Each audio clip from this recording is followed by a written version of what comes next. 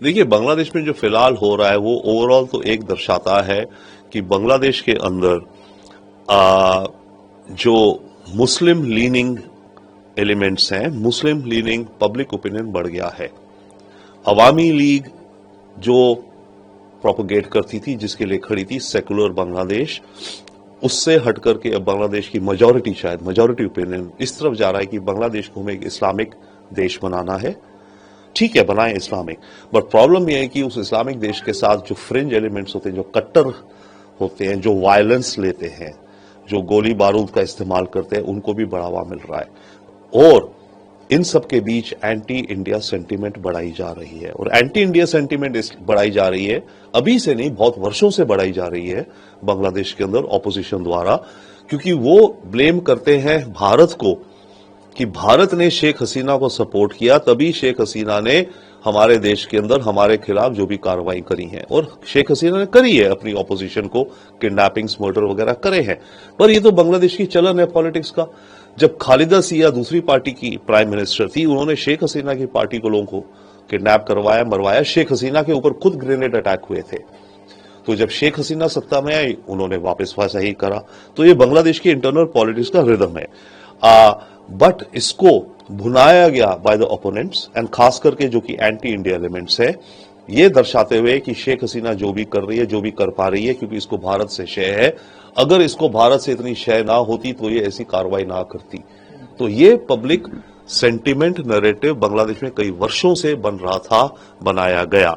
अब जब शेख हसीना सत्ता से उतरी है और वो भारत आ गई हैं, तो ऑब्वियसली एंटी इंडिया सेंटीमेंट और ज्यादा बढ़ गया और उनको एक ब्लेम देने का मौका मिल गया बांग्लादेश के अंदर। अब इसी में फॉरेन एजेंसीज, जिनको मौका चाहिए, आपकी पाकिस्तान की आईएसआई हो गई, और भी कुछ हो सकते हैं। और आईएसआई तो पहले से ही, जमात जो पॉलिटिकल पार्टी है बांग्लादेश की, जो ट्रेडिशनली प्रो पाकिस्तान थी, उसका जो यूथ विंग है, उनको आईएसआई पहले से ही कई वर्षों से पैसे देके ट्रेनिंग करके रिलीजियस एजुकेशन इत्यादि में उनको रेडिकलाइज कर रही थी, पहले से कर रही थी।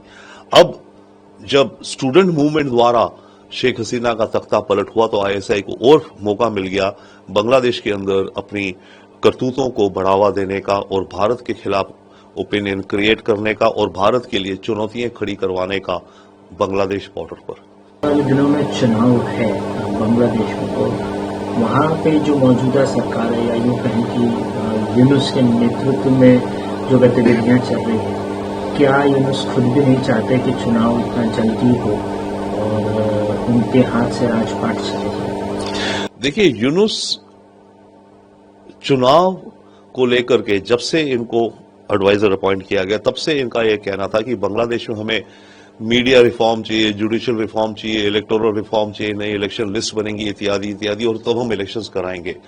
तो उसने एक तरह से जो लॉन्ड्री लिस्ट बना दी थी रिफॉर्म्स की, वो तो अगले 5-10 वर्षों में नहीं हो पाते, तो इसका मतलब इलेक्शन होनी नहीं थी तब भी। परंतु प्रेशर है इलेक्शन का, क्योंकि देखिए, जो पार्टीज, पॉलिटिकल पार्टीज थी, खासकर अवामी लीग की जो ऑपोजिशन में थी, बीएनपी थी, बीएनपी सत्ता में आना चाहती है, सत्ता का सुख भोगना चाहती है, या देश को अपने हिसाब से ले जाना चाहती है। जमात जो पॉलिटिकल पार्टी है वो चाहती है। स्टूडेंट्स का जो रेबेलियन कहें या रेवोल्यूशन कहें, उन्होंने अब अपनी पार्टी बना दी है, CNP, citizens national party, nationalist party, वो चाहते हैं।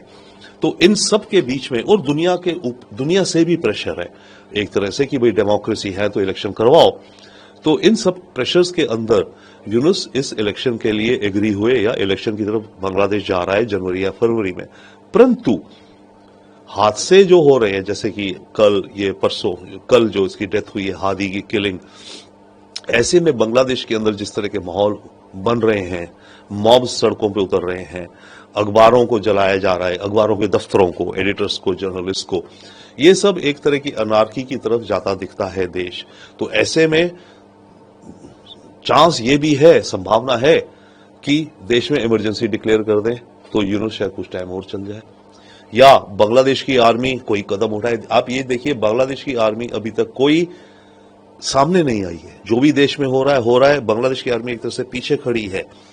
जो भी ये हिंसा हो रही है, उसे पुलिस जाके कुछ कर रही है या आर्मी कुछ करा दे रही है, पर इफेक्टिव नहीं दिख रहे हैं। तो या तो बांग्लादेश की आर्मी को कुछ इफेक्टिव रोल प्ले करना पड़ेगा, और अगर वो इफेक्टिव रोल प्ले करेगी तो फिर इलेक्शन होंगी या नहीं होंगी, यूनुस ही रहेंगे। तो ये सारी चीजें आई थिंक अभी बहुत ही वेरिएबल और ओपन टू क्वेश्चन है फिलहाल।